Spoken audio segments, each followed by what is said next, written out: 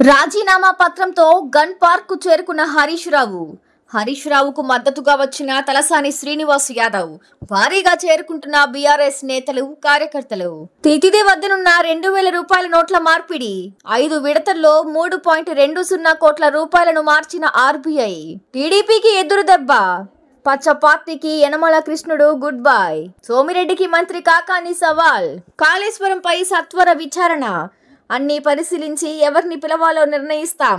ముఖాలు చూసి కాదు, సాక్ష్యాల ఆధారంగానే విచారిస్తాం. Judicial commissioner chairman justice PC Ghosh వెల్లడి. కేంద్ర హోంమంత్రి రాకతో బీజేపీ శ్రేణుల్లో జోష్. కాస్త సమయమే ఉన్నా తనదైన శైలిలో ప్రసంగం.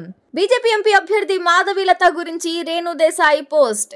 చాలా కాలం తర్వాత ఒక స్ట్రాంగ్ ఉమెన్ ను చూశానని వ్యాఖ్య. ఈ కామెంట్ చేయడానికి ప్యాకేజ్ తీసుకోలేదని కామెంట్. వానలు తక్కువ, ఎండలు ఎక్కువ. ఏపీలో విచిత్ర వాతావరణం. బెంగళూరు, హైదరాబాద్ యువకుల మధ్య వాట్సాప్ లో కుదిరిన స్నేహం. ఐపీఎల్ మ్యాచ్లకున్న డిమాండ్ ను సొమ్ము చేసుకునే యత్నం.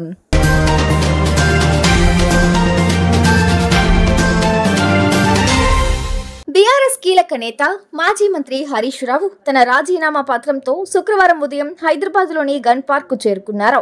రైతుల రుణమాఫీపై ముఖ్యమంత్రి రేవంత్ రెడ్డిని హరీష్ రావు సవాల్ చేసిన విషయం తెలిసిందే. రైతు రుణమాఫీపై నేతలు ప్రతి సవాళ్లు విసురుకున్నారు.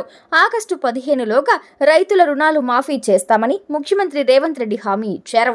దీనిపై హరీష్ రావు స్పందిస్తూ ఈ హామీ నిలబెట్టుకుంటే తాను ఎమ్మెల్యే పదవికి రాజీనామా చేస్తానని, రుణమాఫీ చేయకుంటే ముఖ్యమంత్రి పదవికి రాజీనామా చేస్తారా అంటూ ఛాలెంజ్ చేశారు.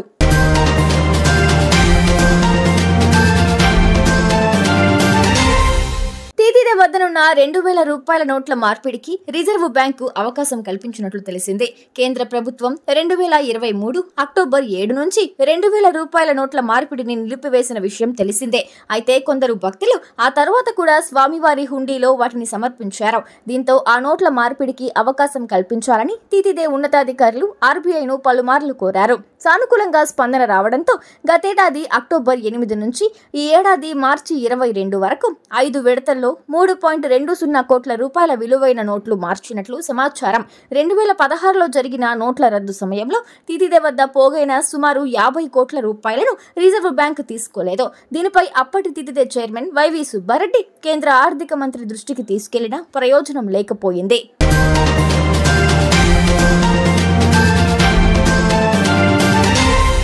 తుడిలో టీడీపీకి భారీ షాక్ తగిలింది.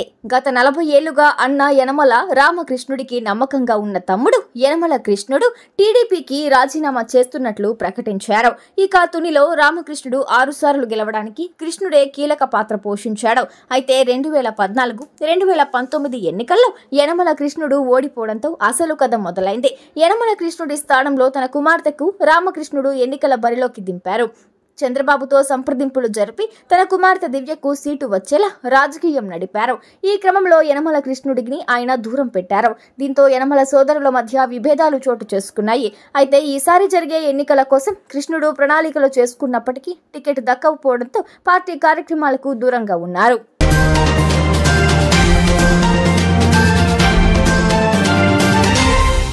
సోమిరెడ్డి నీతిమాలిన మాటలు మాట్లాడుతున్నారని మంత్రి కాకాని గోవర్ధన్ రెడ్డి మండిపడ్డారు. ఎక్కడ మద్యం దొరికినా సోమిరెడ్డి తనపై బురద చల్లుతున్నాడని ధ్వజమెత్తారు. శుక్రవారం ఆయన మీడియా సమావేశంలో మాట్లాడుతూ సోమిరెడ్డి ఓటమి ఖాయమైందని, అందుకే మాపై ఇష్టం వచ్చినట్లు మాట్లాడుతున్నారని దుయ్యబట్టారు. సోమిరెడ్డి సిగ్గు లేకుండా అబద్ధాలు చెబుతున్నారు. గత ఎన్నికల్లో ఎలక్షన్ కమిషనర్ చేర్చిన ఎఫ్ఐఆర్లో మా పేరు ఉందని నిరూపించగలరా? గవర్నర్ పాలనలో కేసులు బుక్ అయిందా?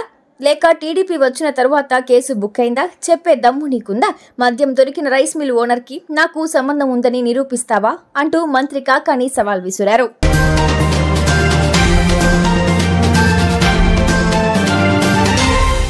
ప్రజా ప్రయోజనాల దృష్ట్యా కాళేశ్వరం ప్రాజెక్టుపై వీలైనంత త్వరగా విచారణ పూర్తి చేయాల్సిన అవసరం ఉందని judicial commissioner chairman justice Pinaki Chandra Ghose తెలిపారు. 100 రోజుల్లోపు విచారణ పూర్తి చేయాలని రాష్ట్ర ప్రభుత్వం కోరిందని, దీనికి అనుగుణంగా కమిషన్ కార్యాచరణ ఉంటుందని చెప్పారు. హైదరాబాద్ లోని తమ కార్యాలయంలో జస్టిస్ ఘోష్ గురువారం విలేకరులతో ఇష్టాగోష్ఠిగా మాట్లాడారు. ఆనకట్టలపై ఇప్పటికే విచారణ ప్రారంభమైందని, సాంకేతికంగా అన్ని అంశాలు పరిశీలిస్తామన్నారు. మేడిగడ్డ ఆనకట్ట లోపాలు, ఇతర అంశాలకు సంబంధించి ప్రజల నుంచి అభిప్రాయాలు స్వీకరిస్తామన్నారు. ఎవరైనా అఫిడవిట్ దాఖలు చేసి తమ అభిప్రాయాలు చెప్పవచ్చని, సాక్ష్యాలు సమర్పించవచ్చని తెలిపారు.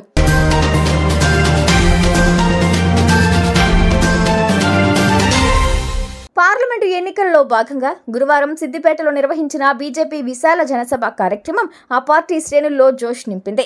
బీజేపీ అగ్రనేత, కేంద్ర హోంమంత్రి అమిత్ షా హాజరై తనదైన శైలిలో ప్రసంగించి కాషాయ దళానికి ఉత్సాహం అందించారు. మెదక్ బీజేపీ అభ్యర్థిగా ఉన్న రఘునందన్ రావును గెలిపించి మోదీ మూడోసారి ప్రధాని అయ్యేందుకు సహకరించాలని పిలుపునిచ్చారు. కాంగ్రెస్, బీఆర్ఎస్ పార్టీల అవినీతిపై ధ్వజమెత్తారు. సిద్దిపేట వేదిక సాక్షిగా ముస్లిం రిజర్వేషన్లను తొలగించి ఎస్సీ, ఎస్టీ, ఓబీసీ రిజర్వేషన్లు కల్పిస్తామని ప్రకటించారు. పదునైన మాటలతో సిద్దిపేట నుంచే తెలంగాణ ఎన్నికల ప్రచారాన్ని అమిత్ షా వేడెక్కించారు.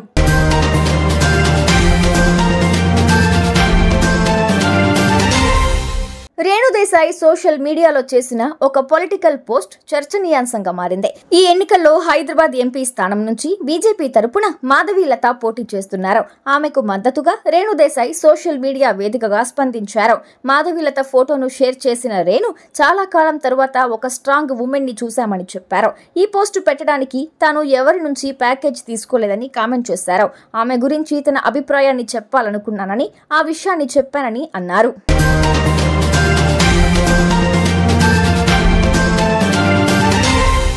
వానలు తక్కువ, ఎండలు ఎక్కువ.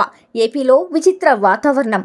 రేపు 56 మండలాల్లో తీవ్ర వడగాల్పులు, 174 మండలాల్లో వడగాల్పులు వీచే అవకాశం ఉందని, ఎల్లుండి 64 మండలాల్లో తీవ్ర వడగాల్పులు, 170 వడగాల్పులు వీచే అవకాశం ఉన్నట్లు విపత్తుల సంస్థ ఎండీ రోణంకి కుర్మనాథ్ తెలిపారు. శ్రీకాకుళం 13, విజయనగరం 23, పార్వతీపురం మన్యం 13, అల్లూరి సీతారామరాజు 2, అనకాపల్లి 3, తూర్పు గోదావరి 1, కాకినాడ 1 మండలంలో తీవ్ర వడగాల్పులు వీచే అవకాశం ఉందన్నారు. అలాగే శ్రీకాకుళం 12, విజయనగరం 4, పార్వతీపురం మన్యం 2, అల్లూరు సీతారామరాజు 10, విశాఖపట్నం 3, అనకాపల్లి 12, కాకినాడ 17, కోనసీమ 9, తూర్పు గోదావరి 18, పశ్చిమ గోదావరి 4, ఏలూరు 14, కృష్ణా 11, ఎన్టీఆర్ 6, గుంటూరు 14, పల్నాడు 18, బాపట్ల 2, ప్రకాశం 8, తిరుపతి 4, నెల్లూరు 1, సత్యసాయి 5 మండలాల్లో వడగాల్పులు వీచే అవకాశం ఉందన్నారు.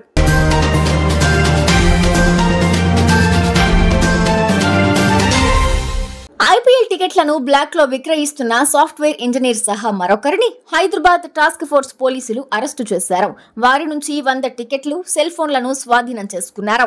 బెంగళూరుకు చెందిన చిత్తూరు రమణ, హైదరాబాద్ కు చెందిన శామ్యూల్ సుశీల్ కు వాట్సాప్ ద్వారా స్నేహం కుదిరింది. ఐపీఎల్ మ్యాచ్లకు ఉన్న డిమాండ్ ను సొమ్ము చేసుకోవాలని భావించిన వీరిద్దరూ ఆన్లైన్ ద్వారా ఇతరుల ఐడీలతో టికెట్లు కొనుగోలు చేస్తున్నారు. ఆ తరువాత వాటిని బ్లాక్ లో అధిక ధరలకు విక్రయిస్తూ జేబులు నింపుకుంటున్నారు. వీరి బ్లాక్ మార్కెట్ దందాపై సమాచారం అందుకున్న హైదరాబాద్ టాస్క్ ఫోర్స్ పోలీసులు ఈ ఉదయం వీరిని అరెస్టు చేసి రిమాండ్ కు తరలించారు.